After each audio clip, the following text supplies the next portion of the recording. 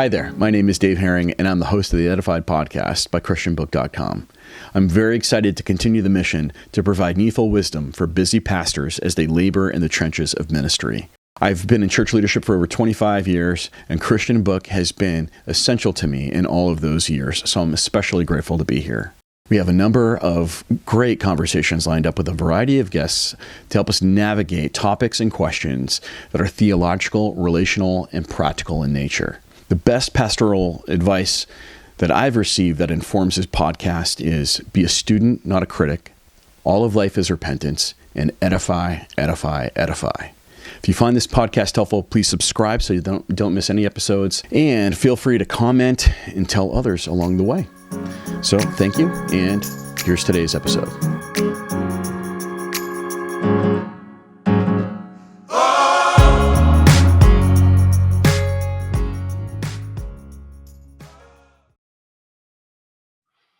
Today, I have the pleasure of welcoming pastor and author David Zahl to the Edified Podcast. He's the director of Mockingbird Ministries, and he's also part of the staff at Christ Episcopal Church in Charlottesville, Virginia. He is the author of many, many articles on Ember.com, as well as a handful of books.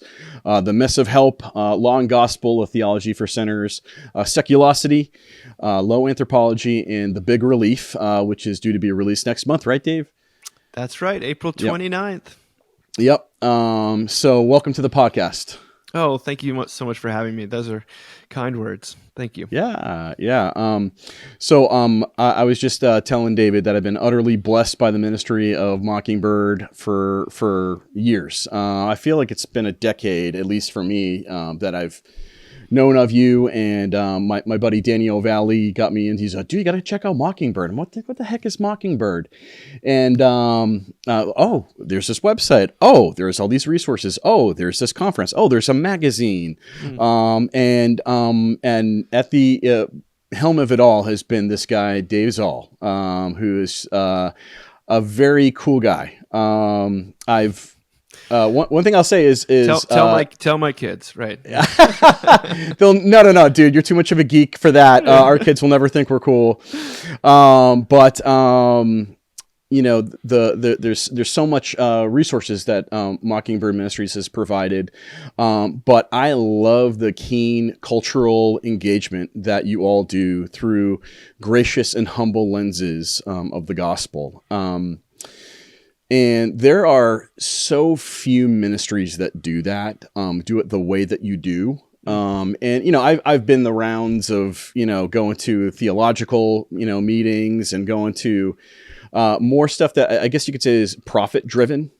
And then, sometimes you get into kingly stuff about how you need to, all the how-tos, build out your org chart and read all your John Maxwell books. But the priestly side of pastoral life through the lenses of the gospel is what I've received the most from you.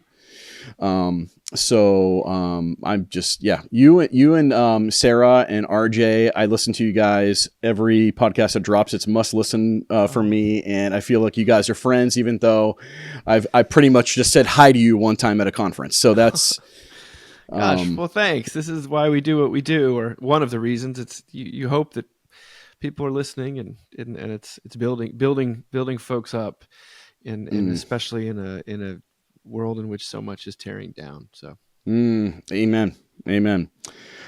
So I was wondering if you could maybe just give me a little sketch of your story and kind of how you got to where you are now. You're from Virginia originally, is that right?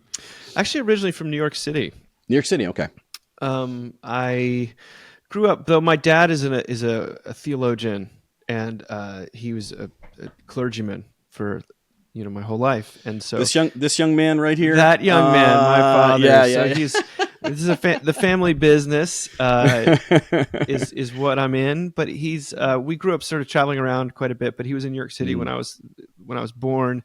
Outside of there, then we moved around to South Carolina, and we were in Europe for a little while, then Alabama, and now they were in Florida for a while. So anyway, they've been around. But I would say I grew up you know, I don't think people move around in the same way they used to. Like, I think there's actually been quite a bit of studies about that. Americans are not nearly as nomadic as they once were, but we had the benefits of that kind of a childhood, also the drawbacks. So I ended up, had a good relationship with church. It was something Dad did, and it was important to my parents. I never felt there was anything phony about their faith. It was very integrated and always a source of, life for them, not a neurotic ladder to climb or something like that. I mean, little did I know that that isn't the case for everyone. But we moved around so much that at one point I went to boarding school, and so I missed some of the years of youth group where maybe kids can have some tough experiences in the church. But I still held it at, it was important for my parents and one of my brothers, but I kind of kept it at bay until I kept God at bay until I needed God. I was this sort of dutiful middle child. And then through various circumstances, many of which are my own engineering, just kind of suffered some real heartache in my early 20s. And where I reached out for help was at a Bible study that I couldn't believe I'd avoided church throughout college and high school. And I feel like that's when I really met God on my own, for myself, And before I knew it, I was working as a youth minister. I mean, it was kind of very naive that I just thought I could all of a sudden dive into the deep end. But I think God uses all sorts of motives. So yeah, and then I got married when I was 28 to a wonderful woman. She's an artist. We have 3 kids. We've moved around quite a bit. I worked as a youth minister in sort of boarding schools in the Northeast for a little while as part of a parachurch. Was it Connecticut and Massachusetts as part of a parachurch organization, working with like chaplaincy programs and things like that. Sure. And that was a kind of an entrepreneurial type of role almost. Looking back, a lot of self-starting. But then over time realized that the students who I was working with, especially after college, they were just completely losing track of their faith or losing track of church. And, some of that's kind of natural. You get more interested in what the church has to offer once you have children. But I felt very clearly that there was an opportunity to do something creative. The internet was just really making its mark. The blogosphere was exploding. Yeah. And my denomination was imploding. So there's a lot of energy to do church ministry. There was a lot of energy to do ministry work outside the confines of the church, which was a source of pain and complication. And so I had some friends. I'm not actually ordained still, but I had some friends and compatriots, and we started this ministry, Mockingbird. And lo and behold, you look back, and it's like, oh, we were sort of at the dawn of the internet platform era. We just didn't know it. So here we are. We've been around for 18 years. Coming up on 18 years. Seen a lot of things come and go, but over the time, it's developed into this multi-pronged thing where print magazines and conferences and podcasts. And our hope was always to talk about grace and the gospel of Jesus Christ in a way that was good news. So and that was, maybe when we were younger, there was an attempt we thought we could rebrand faith as a refuge rather than a burden. And some of that's happened. I mean, that's been, but I'd say the animating concern is the grace of God given for real people, and adopting a kind of a non-fearful approach to culture, which is just simply following in my father's footsteps. So that's my story, Dave. Yeah. Oh, that's great, man. What was it like growing up in the Zahl household you've got not only a father who is well known and revered in many circles, both mainline as well as beyond. And then you've got two brothers that you do a podcast with also that are like just high power, highfalutin, theologians and pastors and stuff that are also writing and stuff. What was that like to kind of be forged out of that? That's nice of you to mention. So my younger brother is a systematic theologian who is at Cambridge in England, and he was that's always the university people. That's yeah. He was the big. He was the brainiest, and he sort of took up. My father always had an academic inclination, and he kind of picked that up. And my older brother is the pastor of an Episcopal church outside New York, and he kind of sort of, if my father was also very much pastorally motivated and loved people, and John sort of, my older brother kind of picked up on that strand. And then but my father was also like a cultural sort of writer, thinker, and just all around character. And I like to think I've in my own small way, I've picked up on that. So what was it like? I mean, it wasn't like it as it is now. I mean, we were just kids fighting with each other and trying to figure out who we were. And we moved around a lot. So that sort of brings you together, but it also creates conflicts. I would say my brothers and I are the best of friends as adults, and that wasn't always the case. But we happen to have had what I increasingly view as a very singular childhood. For there's a lot of apprehension about being pastors' kids, and what that means, and the rebellion. And we all had our own sort of periods in the wilderness, that have, some of which come back. But I'd say that like the perspective that were able to imbibe at home was magnetic and sort of captivating in a way that I don't think a lot of people have that experience as I've gotten older. It was a lot of humor. My father's just a wild funny character. Guy. There's just no one like him. So there was, he was this faithful Christian in a mainline denomination that has having all sorts of upheavals. But he was also the guy talking about horror movies and UFOs and things like that. And he's just. There was no part of life that was sort of cordoned off from God's grace, and that outlook, I think, had a big impact on us.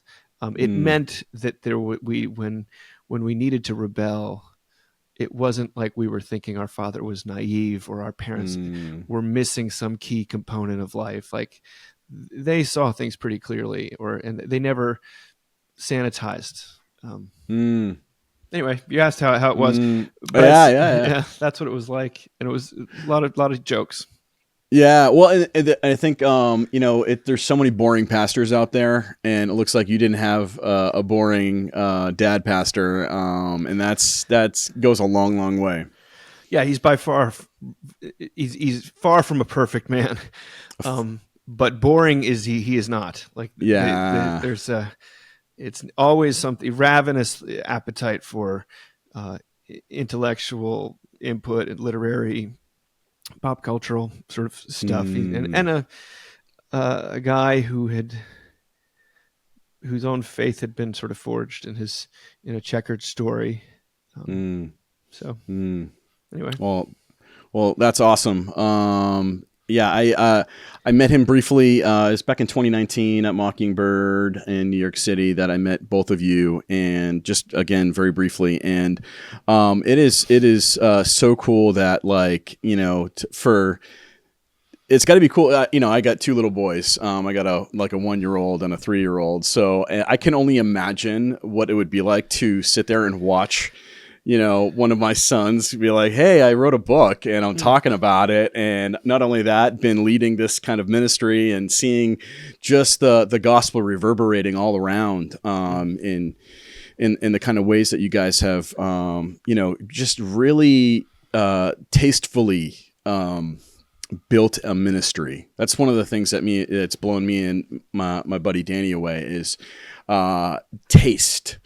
I feel like at the helm you've got to feel like you're a curator. It seems like, and your mom's an artist, so it seems like you're like, hey, listen, I can contribute art or I can contribute to this, but at the same time, like, look at the beautiful mosaic of all these voices and all these perspectives coming in and talking about Jesus in ways that I never thought I'd find him in that movie or in that video game or in that story that I read in the New York Times. Oh, that's good to hear. I think it's freedom there's a freedom about it that I like to that I hear people respond to, and I don't want to take credit for it, but we're having fun. This is not a drag. There's ministry is tough, and people are difficult. People are people, and we ourselves are not exempt from any of that. But yeah, thanks for saying that. It's nice that taste is. That's nice that comes across. I care about that sort of stuff probably too much, but I've sometimes in the past, you're like, oh, you see this ministry or that organization that just has explosive growth, and then you see them have an explosive problem. But ours has just been sort of steady, arithmetic kind of. Yes. See where things go, and that is a risk. But I'm not saying I haven't been jealous sometimes of folks that just sort of appeal to the bottom line, or more populist in their methods. But that's not us. Yeah. That's not the gift God gave us. So you try to sort of be who you are, and use the gifts God given you. What is it that I can do that other people can't do? Well, I do like to curate stuff. I have a lot of interests, and I have a lot of friends who have a lot of interests. Yeah. Well, I'm looking behind you, dude, and that honestly, that is my childhood, right? All there, man. I see the starting lineup stuff, Goonies, Star Wars, dude. That's what I feel like right at home with you guys. Oh, praise God. That's and well, here's what's interesting to me about that is that I am kind of like I come from Baptist circles, right? Mm-hmm. So I'm kind of like a Reformed Baptist, and I kind of lean Lutheran.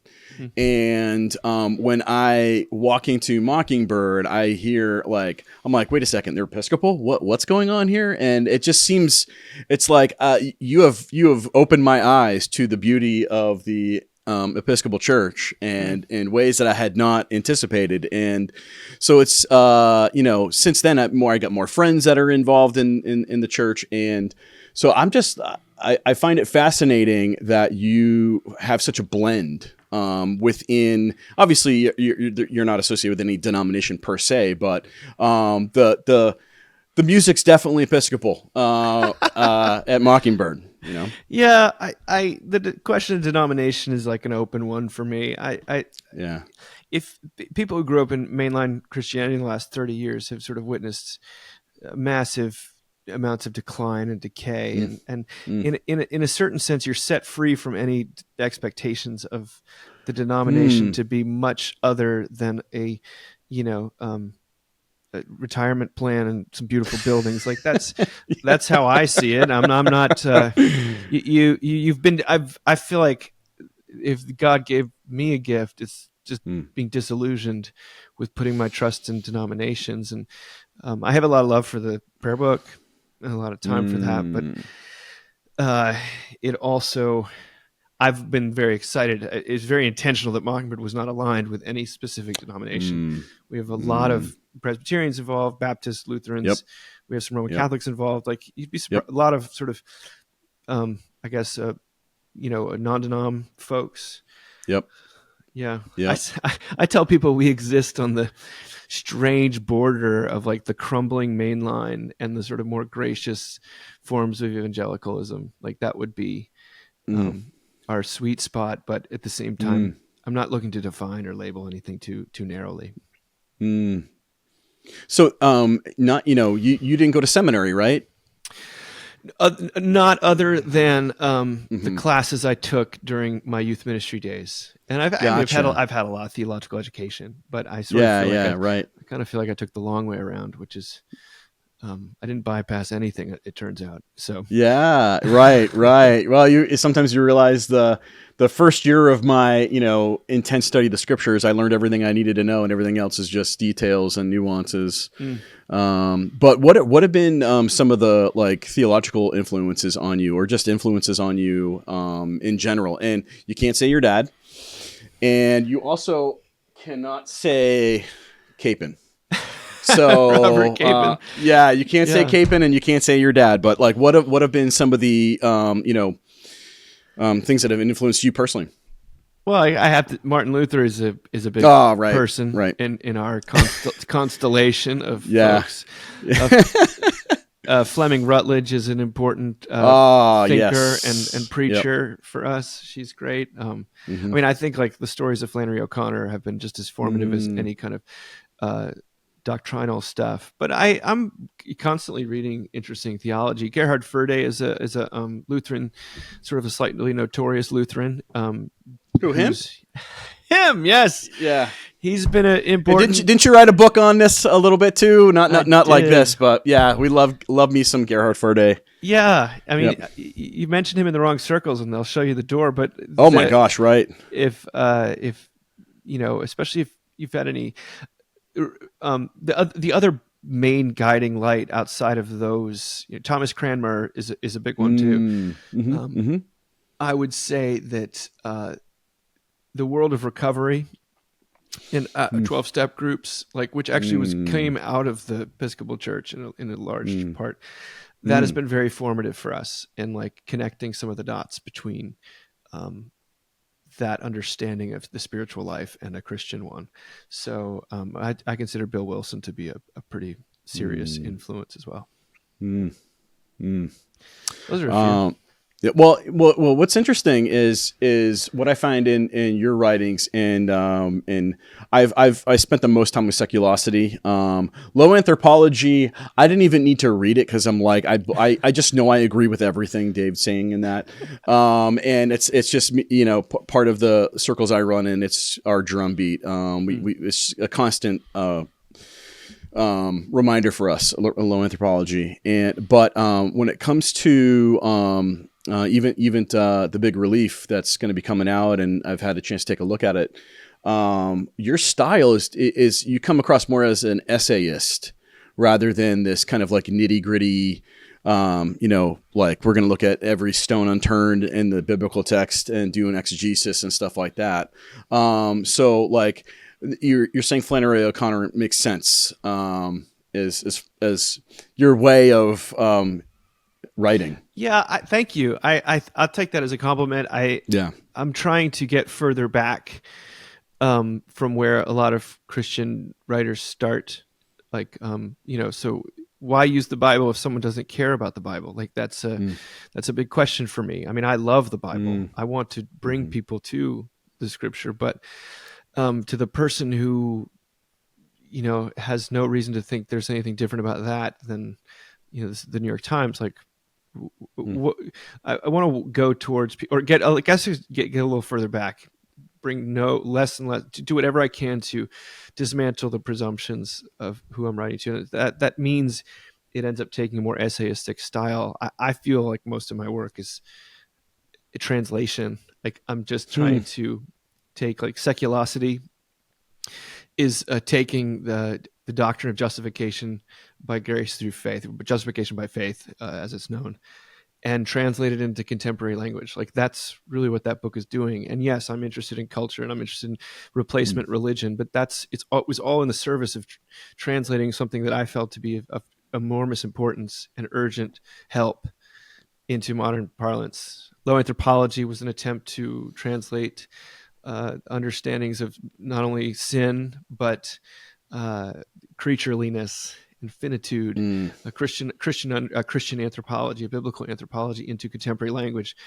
And the Bible's shot through with the Bible, I think, but I want to draw on unexpected sources as much as I can. And the big relief is I'm trying to do that for our entire doctrine of grace. Like, what is, when we talk about, we say God is gracious, what does that mean? And how does that meet us where we are today? So it ends up using a lot of the language of pressure and relief that I think resonates with people in contemporary, at least my milieu. The notion that you need to be, keeping up and always improving and growing and producing and being a certain kind of person and projecting that image publicly, and always safeguarding your status, all this sort of thing, and having no regrets or whatever it may be. I think that grace represents enormous relief from the pressure that surrounds us. So thus, I see myself as someone, a curator and a translator, not as much of a original writer.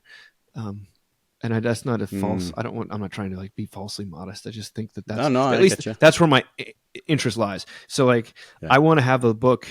There's lots of amazing books written by Christians who are parsing the fine, the contours or the finer points of theology. I want the book that I can give to the person who wants to know, why should I care in the first place? And not check my brain at the door.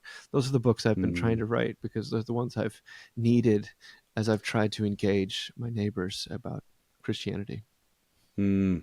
Yeah, honestly, when I saw Seculosity, I was like, wow, what a wonderful way to talk about idolatry, modern idolatry, in a way that is just right in front of us, with all of the trappings therein. And when I look at I think of Tim Keller and Dave Powlison, especially Dave Powlison's work, Idols of the Heart and Vanity Fair, that great article that he wrote many years ago. But in Keller's work as well, there's they talking about idols and idolatry, and especially core idols, power, comfort, control, and approval. There's just, man, you did a masterful job. The conversations that you had, the illustrations that you have, and honestly, when I think about your podcast, that's what you really do, right? You curate these articles and you curate these stories, real life stuff, and then you guys come together and you digest it and talk about it and engage with it. And is that like, are they just teeing you up for book writing in the podcast that way? Because it's got to be so much fun just to be like, it's almost like a personal, like pastoral, like think tank, Definitely. I mean, there's no accidents here. I think there's only a finite amount of hours in the day, and if I have to, the things that I'm working on, I like to think at this point in the game they work together. Yeah. So yes, I also preach at our church about once a month, once every 6 weeks, and I'm in that. I'm usually the Mocking Cast, which was you're referring to, is our principal podcast. Yep. Yes, I'm drawing an enormous amount from that and piloting that in sermons and seeing what resonates most deeply with people, and then reserving those things for a book that has a larger conceptual framework. So yeah, it's a testing ground in a lot of ways. And when I thank my co-hosts in the acknowledgments for each of my books, like it's very sincere. Like the themes that we're picking up on are the ones that I want to write about. And so Mocking Cast listeners who will pick up the Big Relief, they'll be familiar with, about 30-40% of the stories and things I reference in there. People who come to my church will be familiar with another 20% of that. And then the rest of it's hopefully fresh, but it works together by God's grace.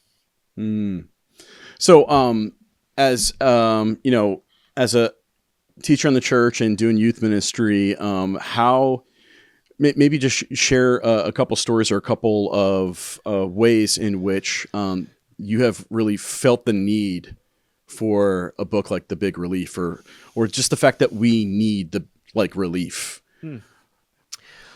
Well, there's a couple different things I noticed. First of all, I noticed in the culture, and I think I see more and more, there's always these op-eds at the beginning of each year that are kind of like taking the pulse of the culture. And like more and more people feel that it's speeding up, that's what it means to be alive today, is to be living under acceleration. Every year, more and more is demanded of me. I need more and more money. Parents are being asked more and more of. Schools are asking more and more of their children. It's all this sort of escalating demand. And so, but because I'm a part of the culture, I experience it in myself, and I experience it with my own children, and I experience it in my own marriage and at my church. And so you have to pay attention to these things. And the amount of parents I talk to on the sidelines of soccer games who are like, yeah, my husband and I never see each other on the weekends because we're at this travel game and that travel game. And I don't know if I'm coming or going. And we were convinced that we can't wait for this time when we're really going to be able to get some rest. And that time, of course, someday never comes, and you hear stories like that all the time. But I also, one of the things, this is to get pretty heavy, but as a person in church work, I don't know anyone from any denomination that hasn't witnessed an uptick in funerals from deaths of despair. And I see it. We've had to do 4 of them this past fall. And by deaths of despair, I mean overdose and suicide. And so a mounting sense of despondency in the culture and surrounding area is something to one in which I think as a Christian it's important to respond with words of hope. And so how can I do that? That's why I wrote the book. I think grace is is a reason to keep breathing. It's the hope that extends beyond our abilities to deserve or engineer it. So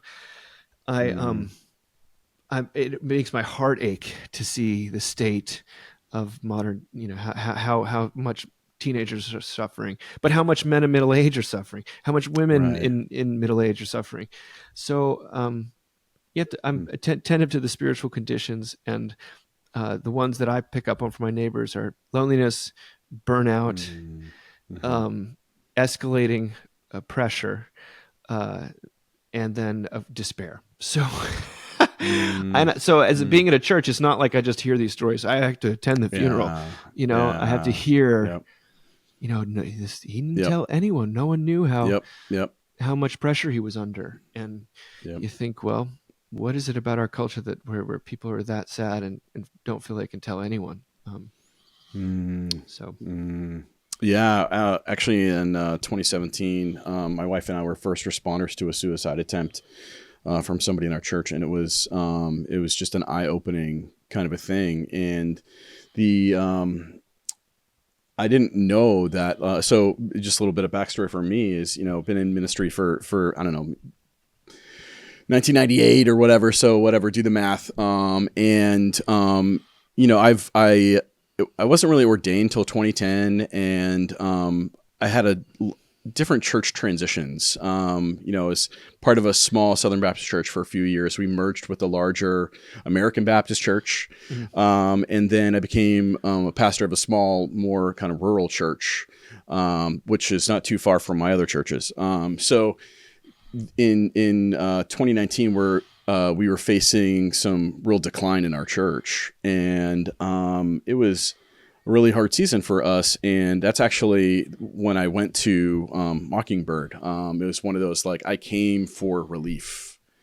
And I had one of my elders had for good reason, exhaustion, burnout, stage of life kind of stuff. It was leaving our church, and I was going to be pastoring solo. When I started 6 years prior, we had 3 of us as pastors, and so it was like, wow, what's happening? And at the same time, our church had been declining, and there's various reasons for that. But pastorally speaking, sometimes we can just wrap our identity around what's happening in front of us. Hey, I'm a pastor. That's what I am.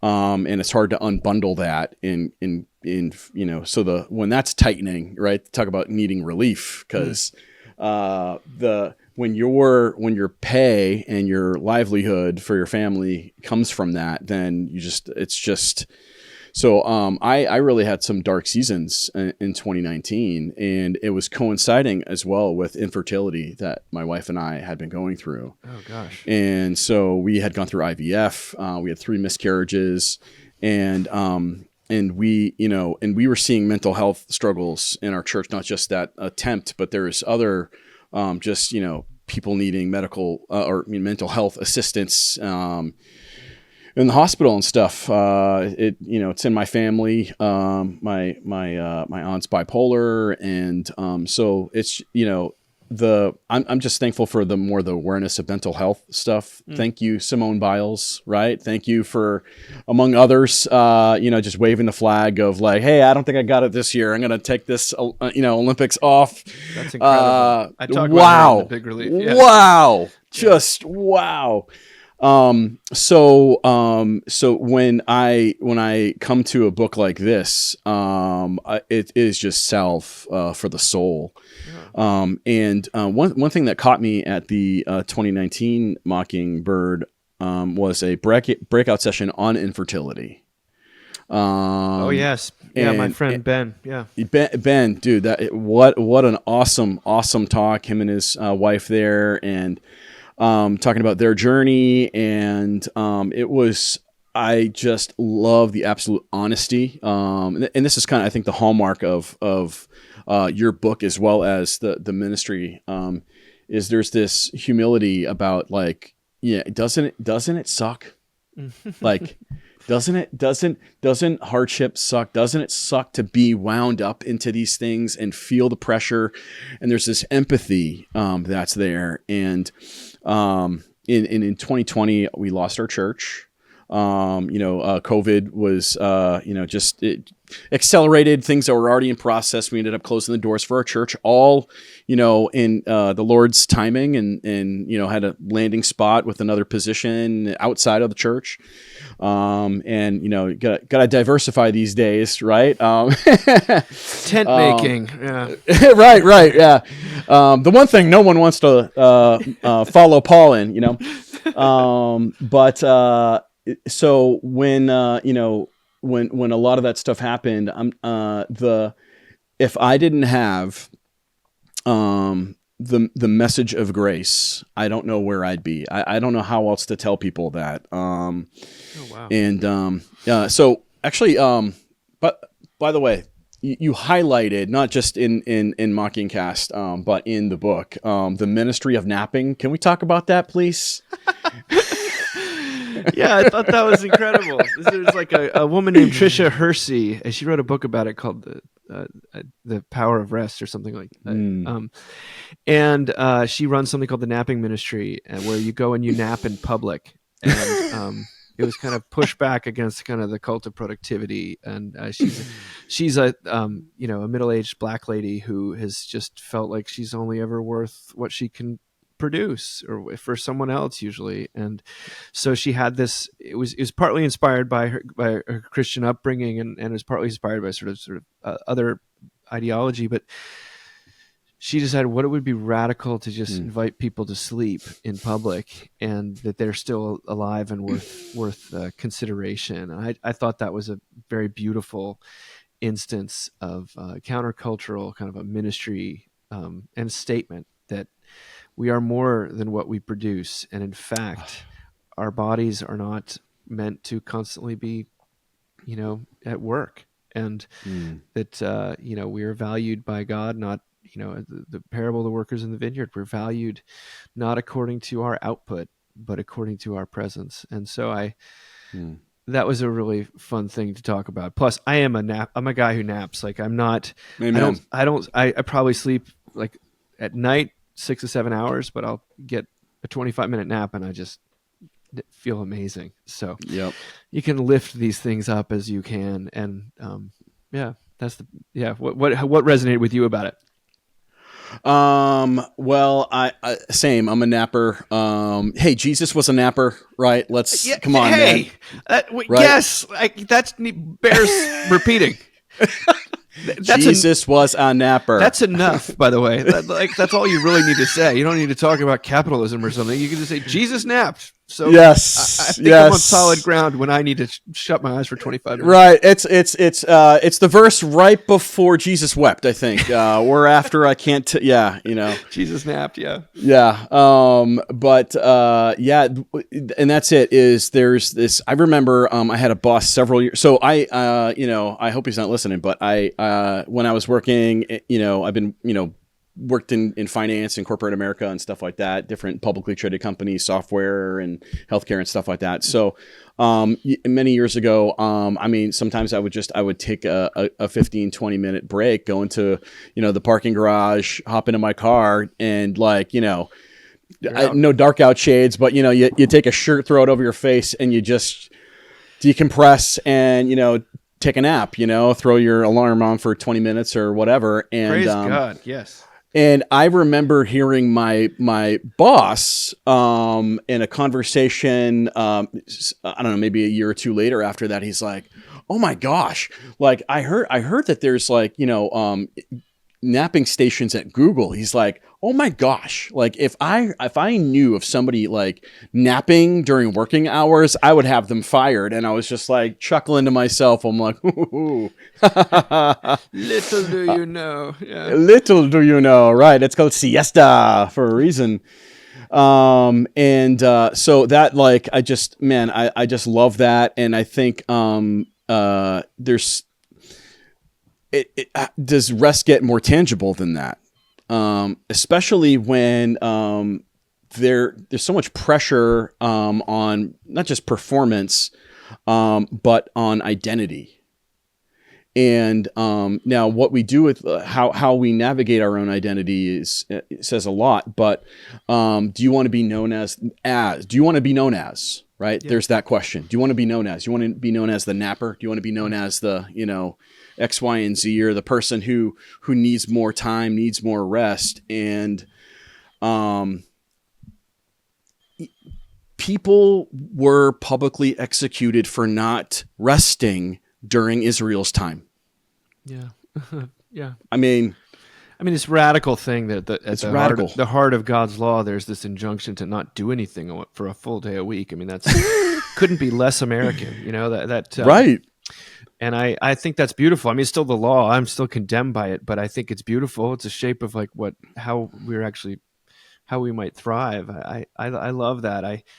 It is the pressure to perform, it's the pressure to produce, it's the pressure to present a certain form of your version of yourself. Present, good way. And these are the presentation is a huge, because it's usually, I think people feel less pressure to be the thing than to appear to be the thing.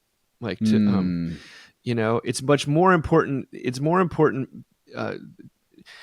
It's more important that I appear to be the kind of person who cares rather than the person who cares, there's a fine line, but I think that the presentation aspect has become accelerated and prominent these days. And maybe it was always been, I'm sure it's always been there to some extent, but the way that things work. And that's why the napping ministry, it feels like an affront to that.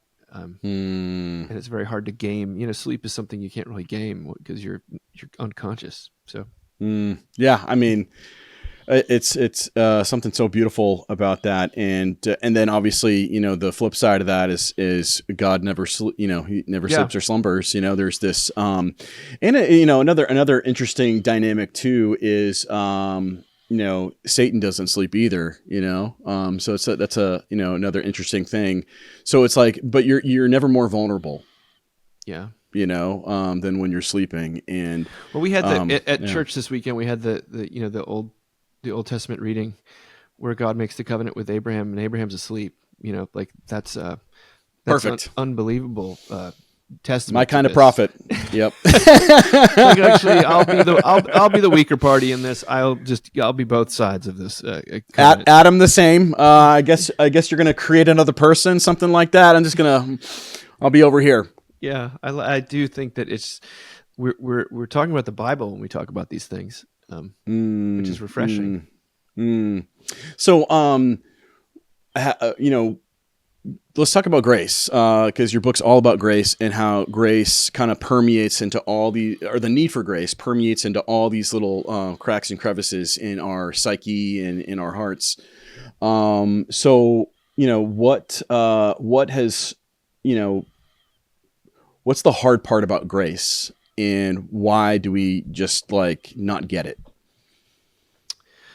Well, it's fundamentally unfair. I mean, it's not opposed to justice, but it sort of subverts justice in a way. Like lots of people love being let off the hook, or being forgiven, or being given a second chance, or being rewarded for bad behavior. They just don't like it when Mm, other people are. right. So that's a huge, huge, huge thing. It upsets the apple cart of control, of tit for tat, of a predictable, manageable world in which these actions have those consequences, and the good people get the good stuff, and the bad people get the bad stuff. And like that's that world. We gravitate towards that understanding because it's a world in which we have Mm, control and we have influence, and the grace, which is ultimately a word of hope, because all of us are on the wrong end of the equation eventually, or at some point in our life. It upsets that calculus. It just puts a, I say it shoves a stick in the wheels of circular exchange. Like and that's dangerous. That's frightening. It's sort of out of yeah. control, but it's also, if you've been in need of it, it's the best Yeah. thing there is. And it's your only hope. If you ever get to the place where your only hope is to fall on God's grace and to just throw yourself at the mercy of the foot of the Mm, cross. Um, it's usually a last resort, because we want to bring something to the table. We want to be contributing. We want there to be a fair exchange where we don't owe anyone anything. But it's demeaning, it, mm, unless you've already been demeaned, in which case it's the greatest prospect of all time. So I think people are thirsty for grace. I know, and I say that as a person who is myself. Like, I have a very, very active and loud inner critic. mm, Maybe it's it's the voice of the accuser sometimes, but just the mm, do more, be more. Why did you do that thing? What's wrong with you? Uh, you've got to do better next time. Like, you've always got to mm, be improving. Your graph needs to slope upward endlessly. This year's got to be better than the last. Like, that's just it's always been a pretty loud force in my life, and I think if it's true for a lot of people, but I know that I mm, crave grace personally. That's why I'm writing about it. That's why I'm drawn to it, and that's why I keep coming back to it as the years go by, and you try every other thing under the sun, where you can be in control. Uh, you find your way back to the hope for the mm, hopeless, which love for the loveless shown, which is the grace of God as revealed in Jesus Christ. It's not mm, independent. I don't want to suggest that grace is this free floating thing, although we catch echoes of it in all sorts of cool ways and catch glimpses. And uh, grace clearly doesn't always happen at church, or even reliably there. But I do think that it's tethered in some fundamental way to uh, the heart of God, which is revealed in Jesus Christ. mm. And you define it well. You know, I always say, it's not, when we're talking grace, we're not talking, this is not like a beautiful deer going and sipping from a brook, or, a skater, on the ice. This is getting something good when you deserve something bad. Hmm. And, it's the great scandal.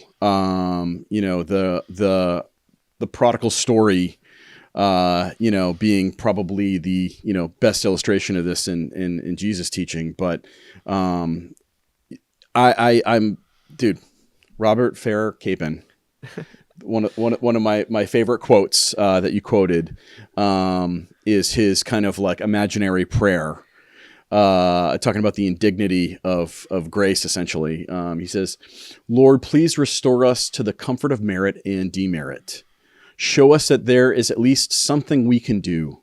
Tell us that at the end of the day, there will at last be one redeeming card of our very own. Lord, if it is not too much to ask, send us to bed with a few shreds of self-respect, upon which we can congratulate ourselves. But whatever you do, do not preach grace. Give us something to do, anything, but spare us the indignity of this indiscriminate acceptance." Yeah, I mean, you can't say it better than that. I think Capon has a freedom and a playfulness to his prose that I think is just makes the grace that he's talking about that much more real and authentic. And that's what this book is. It's me taking finding 20 years worth of my favorite discoveries about grace and just kind of compiling them into a book like that. It's like the best stories, the best illustrations, the best sermon, exegetical passages, the greatest, treasures that I've stumbled upon. And that prayer I knew, although it's fairly well known. It's usually printed in the internet has sort of bastardized that prayer a little bit, like it always does. But I found the real thing is in this book. So yes, thank God. One of my favorites. And I think what's shocking to me in thinking about this is the discussions that I see in the church. And amongst God's people, and it's so hard. I mean, you can't control all the influences that are on people. Never mind, our own internal, monologue of accusing ourselves and then like agreeing with the accuser and like, another great Martin Luther prayer, right? When the devil comes and tempts me, there's this. You missed something, devil. Oh, and that too, and this too, and go away now. It was Saint Satan, as he calls him. Go off, for physician heal thyself. Great Luther quote in along the lines of Capon there. Get personal with me. Talk to me about some, what have been some things that have really driven you to need this book yourself? If you don't mind me. No, I mean, I'm not going to name names, but none of us get by in life without, things not going according to plan, to put it lightly. But I think I'm a man in midlife, I would say the middle part of middle age. And one thing you struggle with a lot of midlife for a lot of people is a time when they come to grips with sort of regrets, things they wish they'd done. You see the people who are going on the fancy vacations, or you see the people who are teaching kids in the jungle or something like that. I don't know what it is for people, but I found that especially during COVID times, in that time of reflection, there was a lot of how did I end up here? And I say that, I mean, I say that myself, but also just I see it a lot of other people having. So the burden of an imperfect past is, to me, a great. What do you do with it? And do you the recovery people would say you take inventory of it and you make amends and where you can, and you ask God's help for it. And I think that's amazing. But I think ultimately there are some things that just are too large for us, and at that point we need God's grace. And so yes, that is the taking stock. And also when you're a father and you have children and a wife, and you're trying to support them all and do the things, and there are times when you feel like, you look back and you're like, I failed that child by not helping him in this way when he was that age, and we caught it too late, or he was crying out for help and we just didn't see it. And that kind of condemnation, that's real. That's everyone I know deals with that.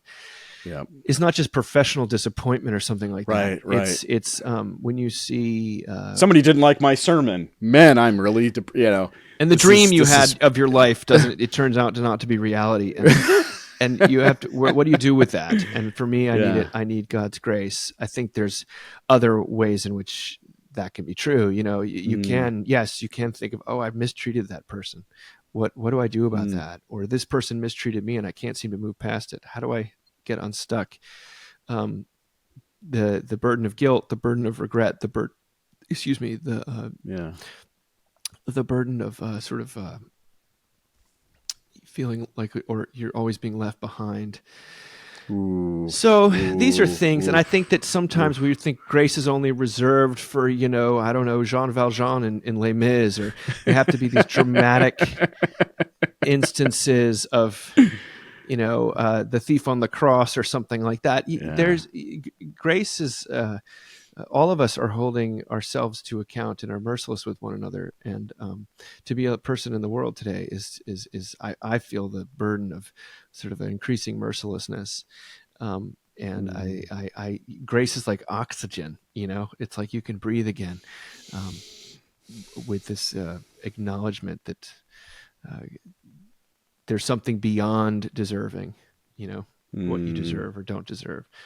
So I'm reacting to larger cultural conditions, ones within myself, my own just internal psychology as a I'm not going to bring the Enneagram into this, but like a person who just has the voice of the law. Always. What's your number? I'm a 2, wing 3, I think. Same. I think so. Yeah. I want to remind Christians sometimes that God wasn't actually sorting people into 9 buckets. No. Like this is a helpful tool for understanding things, but right. It's not quote unquote real. Like it's a tool. It's anyway. Yeah. Sorry. Yeah. So that I'm also a control freak. I'm a type A kind of control freak person, and I used the cultural conditions us to think that that's like a good thing, and it's not a good thing. It's something to be repented of. It's like if you've tried to love someone who's a control freak, it's very difficult. And fear and control often get in the way of love. So I need grace is just in inversion of all that, which I find tremendously hopeful, and I'm thirsty for it. Yeah, I like the words Bono used. In his book, in Conversations with Mishka Asayas, but also in the song Grace. Grace travels outside of karma. Yeah, and I feel like there's this there's a lot of this social contract that we often have with ourselves is, I have a new relationship. Okay. New friend. Okay. I'm going to make sure that we split the bill, and I'm going to make sure that, if I, bothered them, that I will somehow make it up somehow. Right. And when you talk about that tit for tat, that, like even Steven, let's keep things, just right in this balance that we have to have. And it's incredible to think that God himself created us and with the intention of redeeming us. So the debt's already built in to the creation design of what he's going to bring relief to in the cross. And so I love the way in which you bring those things, to bear. So, as you're writing, as a writer, how did you approach this particular book? Like walk me through, obviously you're curating stories and stuff like that, and you've got your own little things that you're like, oh, this has got to get in and this has got to get in. Like if you were going to give me a tour through your book, what would you point me to? Sure. Well, it was first stumbling on the word relief as a positive word. Once I started listening for it and entertaining this as a potential avenue, I would just listen, and I'd hear people use the word relief to constantly use it. All sorts of people, and it was always a good thing. It was never a bad thing. And then the more I got into it, I was like, oh, they're feeling like a surprising gift, feels like a relief, But by the way, when you pointed out the statue piece, I thought that was great, right? As a relief, right? Oh yeah, it exists in relief. Yeah. Grace, in relief, right? So I like to say grace is the big relief at the heart of Christianity, but it also exists in relief against the sort of way things usually work in the human heart, but also in our sort of culture and world. And so that's why it's fun to kind of identify these things.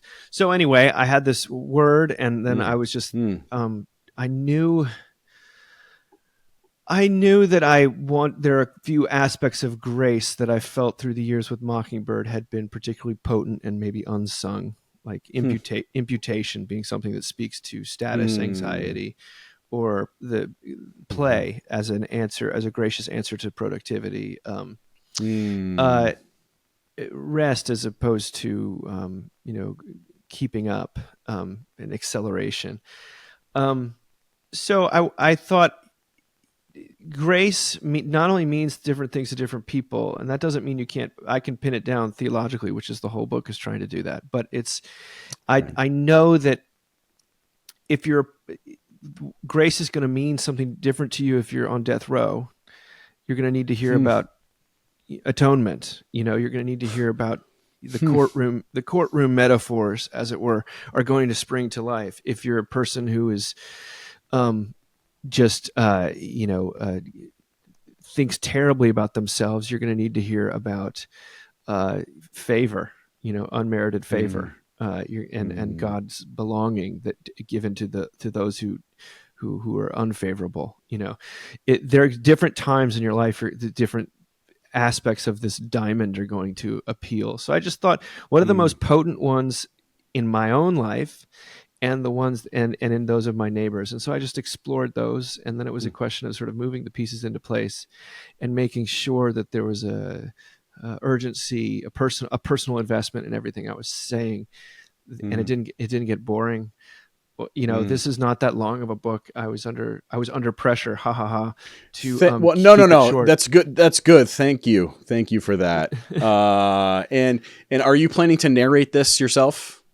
I've already done it. Yeah, it'll be when it comes Ah, out. yes. It's my voice talking Good. about the big relief in your ears. That was a piece of feedback I got about my first book. When I wasn't asked to do the audio narration. So Oh, interesting. Okay. yeah, there's a Yeah. lot of hand wringing about how people don't read as much as they used to, but they listen Mm. to audiobooks, and I think Oh, yeah. people are just as ravenous for grace as they've ever been. But you have to be somewhat Mm. cognizant. Like, folks don't generally pick up books that are above 300 pages, especially not nonfiction Yeah. or religious books. Yep.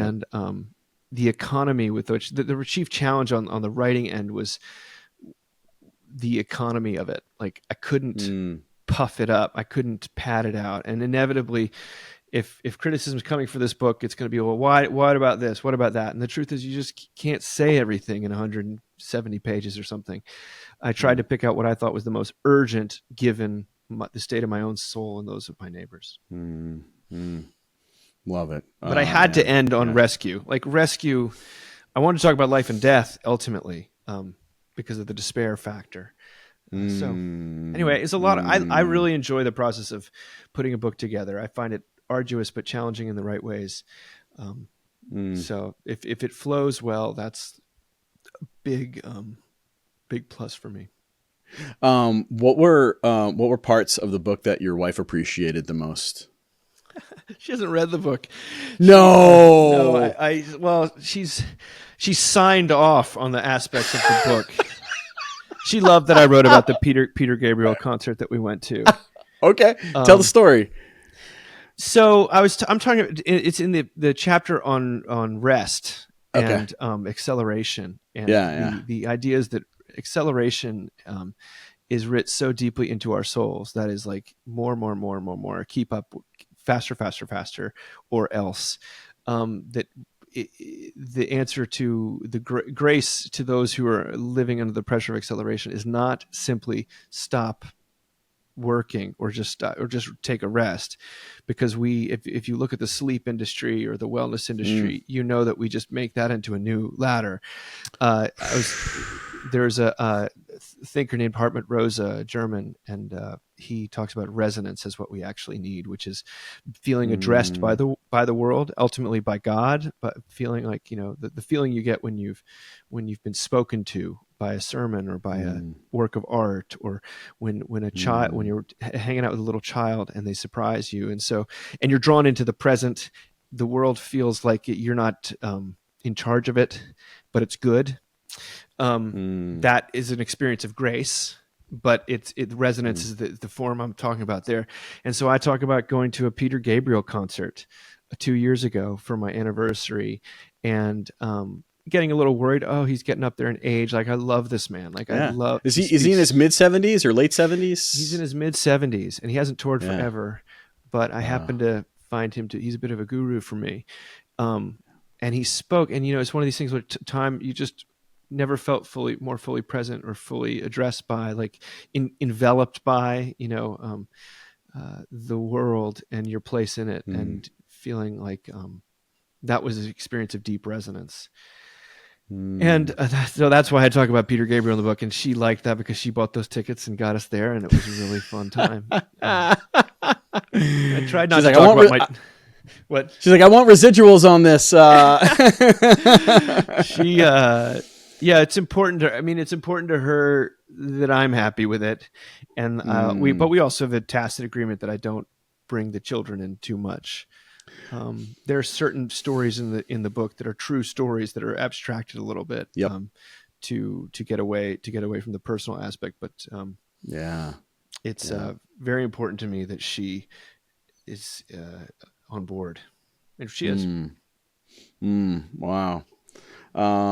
And what's it like having like other authors in your family when you have a work like this? Like, do you like? I mean, it's almost a test of your writing. Is like, oh, what's Dad gonna think? And I got some brothers that are pretty well to do here. And like, Yeah. I mean, is there a temptation to like want to impress or be more clever than you normally would because you're like, I know who's, Yeah, reading. my chief challenge, one of my chief challenges in writing, is to try to not be clever. Like, Mm, I like little wordplay, and I like, yeah. self-referential stuff. Yeah. Yeah. That's how I was brought up, and the types of writers Mm. I like. But so I just want to reduce that, because I think that draws attention to yourself rather than what you're saying.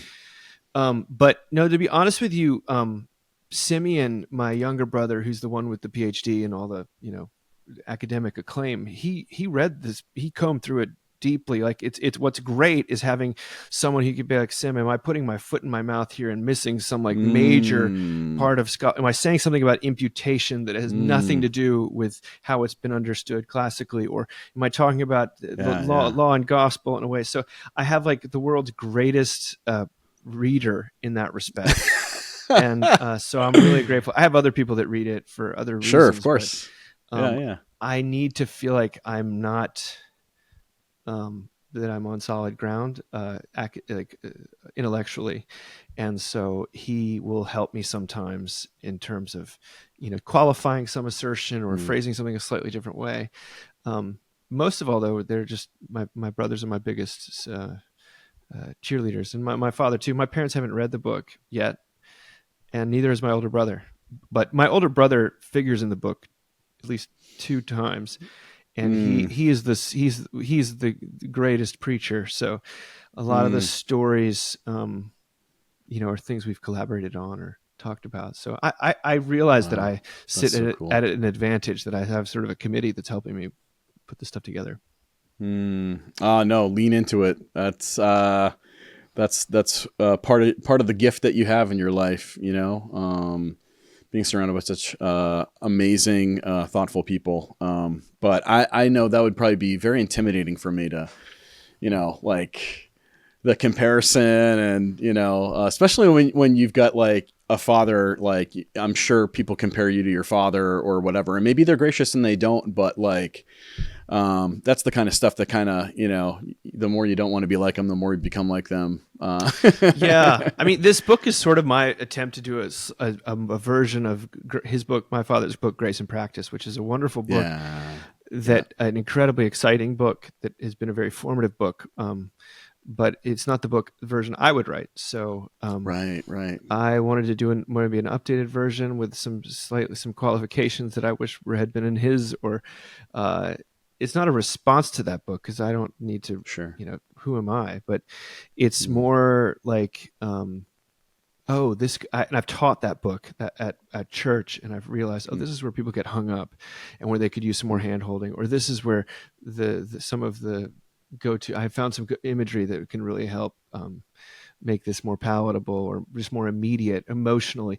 I really want my books to have an emotional aspect to them, not in a manipulative way, but I think the tendency of some, especially men in my field, would be to aim everything at the head. And I want to make Christianity, or I want to make grace emotionally intelligible, emotionally plausible, because it is deep. It's the most emotionally plausible thing. But how do you do that in a way that doesn't feel trite? That's a big concern for me, because I think the real action is going on in people's hearts, and the mind is sort of there after, it comes after, to spin and to justify and to consider. But yeah, those are Dad's books have definitely been important to me. Like Brennan Manning, I remember when someone gave me the Ragamuffin Gospel, and I thought, this is great. Classic. This is wonderful. But every generation needs versions of that. And or Philip Yancey's What's So Amazing About Grace. That's the book I read while I was writing this book, and I think, gosh, this is great. If it were me writing, I would do it in this way. And so I'm going to try and do that. Right. Because there's no new discoveries about grace here. It's just using fresh illustrations and language. No, I that awareness I think is fantastic, and there's, especially in this climate, is you got to stand out in order to be recognized and get waving for attention. So there's this. You got to be controversial, or you got to say something crazy, or so I applaud your efforts to restrain yourself from trying to let your ego kind of drive, where our egos are really terrible pilots, really bad drivers, which is also our insecurities, I think. Right. Deconstruction, I find that really threatening. I'm going to write a book about that. And the truth is, everyone's writing these books about deconstruction, but trust me, no one who's actually deconstructing is reading any of those books. It's all for people who are similarly anxious about deconstruction. Oh. And so I empathize. I find it to be anxiety inducing as well, but I wanted to try to write a book for the wider world. Like I'm not writing this really for the church. I hope it can be used, but why care?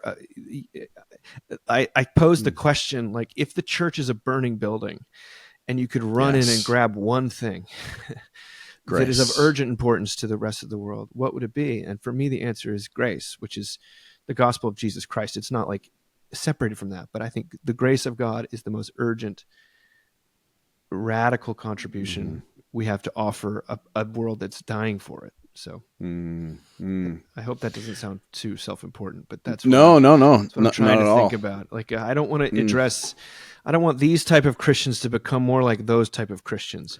I want people who are going to, I want the people who are thinking about dying to think about living.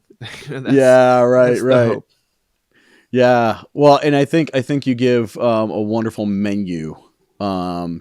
It's kind of like, it's not a choose your own adventure for sure, but it's one of those, like, you're going to, on anxiety and imputation, like that caught my eye. I was, it's, the struggle with anxiety, has been something that, it's been a part of my life. But when you start diving down into the roots of it, you start realizing there's a lack of grace there. So I think part of what you did is you've really helped give people a great way to help diagnose a lack of grace in their life. And because that's going to be, one of my questions to you is like, so, for pastors that are struck, like we get marinated in the Bible, right? So we're reading, we're in the church. It's just church language, church people, church stuff, church jargon. And so it just becomes, familiar and boring. And, but there's something that you've done in this work that's kind of stopping me. Go, I never made that connection. So, it's such a practical theological work that, pastors should be able to recommend this to anybody, but I think this is going to be really helpful for pastors. Well, good, because I think pastors are under insane amounts of pressure, almost diabolical amounts of pressure, and they're the ones in need of their message And I love pastors. I play one on TV, but I think I hope I want to write the book that you can give to your kids at Christmas, or you can give to your friends and be like, hey, I think this might help, or this might be this might help explain me, Right. and in a non-threatening way that doesn't also skirt around the power and profundity of what we're talking about. So I don't want to suggest that writing about any like interreligious topics is unimportant, because like I've been incredibly shaped by people who have done that, and it's just not my gift cluster. And so I care about gift cluster. I like that. So that's I also find it to be a fun challenge. Yeah. Well, as you think about, I'm sure you get feedback a lot about this with the podcast. I found it very difficult as a pastor to find stories that everyone is familiar with. There's so much that, like, everyone's got a show, everyone's got a movie. I mean, try to catch up on the Marvel Cinematic Universe. Good luck, right? It's so you can't even say Iron Man without like, well, what do you mean? And how I find it difficult sometimes to find those stories that people go, yes. Like, there's a lady in my church, never seen Star Wars, so any Star Wars reference that I make, it's just, I don't know who Luke is. Oh, great, okay. Darth Vader, nope, never heard of him. Don't know what you're talking about. What? So, how do you find a way to, either introduce, cultural connections in a way that makes sense to people, or, curate those things that, are easily identifiable? Well, the first thing is it's got to resonate with me. It can't be something I hope resonates with you, because I think it should, or something like that. I have to use the illustrations or the stories that I actually, because there will be an emotional energy or rhetorical energy that you bring to it. Like, I don't care about fly fishing, but I care that you care about it. Like, right. I'm interested when you're interested. You're interested, and that could be Star Wars. That could be, but I also have a shotgun approach to think, if this chapter of this part of this portion doesn't appeal to you, keep reading, as I have a feeling something will. But you're right that we don't have a monoculture. That's what it used to be called, where everyone's watching the same network television and listening. I mean, the last time was maybe like when Adele put out her third album. Like, everyone heard that record. I can't think of anything like that. It just involves an enormous amount of attention to yourself. The Will Smith slap, maybe that was maybe another one of those everyone saw and had an opinion about. But it's true. Occasionally you can find those things. It's hard though. I agree. And that's what I feel like a lot of my work is doing, is to unearthing these gems, making sure that they're actually as good as I think they are, retelling them in a compelling way that's honest to who I am. And I hope it's succeeded. But, like, for example, the book concludes with me talking about an interaction I had with a Beach Boys song. And I was like, do people care about the Beach Boys? But it doesn't. I care about the Beach Boys. That's right. Doesn't matter what people think. You realize almost it would be dishonest. Pet Sounds is the greatest album of all time. Let's just settle there. I'm just like a lot of the guys my age, but it would be dishonest for me to talk about grace and not talk about my experience with this one song. And so I think that's why it works. And when my editor read it, she said, this is fantastic, because I could tell how invested you are. And so you have to kind of trust, that's the work of a preacher. It's the work of a writer. You kind of trust that the deeper you go into your own specific experience of a story or something, the more it will rumble out into the congregation. But Dave, I did want to say one thing that I forgot to say. I wrote, I don't want the book to be just about our need for grace. I really wanted it to be constant examples and scriptural sort of proclamation of what grace actually looks and feels like, because I had just written this book, Low Anthropology, which I'm very proud of, and it was all in the service of compassion and love and all the fuzzy things, but and the gospel, but it was kind of a downer. I wanted this book to Mm-hmm. be an upper. Yeah. Yeah. Yeah. I This wanted is to be like, coffee. If that was a beer, this is coffee. Yeah. exactly. If that was Good Friday, this is Easter a little bit. There So you go. it's that was really, I wanted the book to have a little more Christianity than the last one did, a little bit more proclamation, or what you would call like a doxological aspect, and I really wanted to leave people feeling like they'd been, a cold glass of water, like I wanted it to be, I don't True want them to relief. feel relief. That's why the cover of the book, it was hard to connote relief and not relaxation or something like that. And so they came up with this image of a bench, which I think it works. But I said the color scheme has got to be a color scheme that I look at and I feel relief. And to me, the Miami Vice sort of turquoise and pink always made me feel like, like, so that's Right. why that was my I said the color scheme can't be too intense. It's got to feel like you're about to, take a break, or on your eyes, it has to feel like a relief. So these are the things I'm trying to think about. Yeah, no, I love it. I wanted to, I'm trying to find a way to do this because it's a long quote, and you guys, I think it just illustrates the relief of grace. You remember that God is on the bathroom floor by Nightbird? Yes, I do. Amazing. I resonated with that, continue to resonate with that so much. Some of the reasons I've been on the bathroom floor have been different than others. But I find relief on the bathroom floor when I am sick and nauseous, and, you get the porcelain, bus right there that you're ready to, let go on. And, but there's something so beautiful and profound about that. Would you mind if I read that a little bit to maybe kind of just dovetail this? But these aren't my words. You're talking about Nightbird. I know. The young woman. Yeah, please read it. Yeah, from America's Got Talent. Oh, and you guys brought this to light. The first time I saw this or heard it was on the Mocking Cast, and I every time I read it, I cry. So bear with me if I tear up. But this is towards the end. I'm not going to read the whole thing, but this is quote towards the end. She said, "I have had cancer 3 times now, and I have barely passed 30. There are times when I wonder what I must have done to deserve such a story.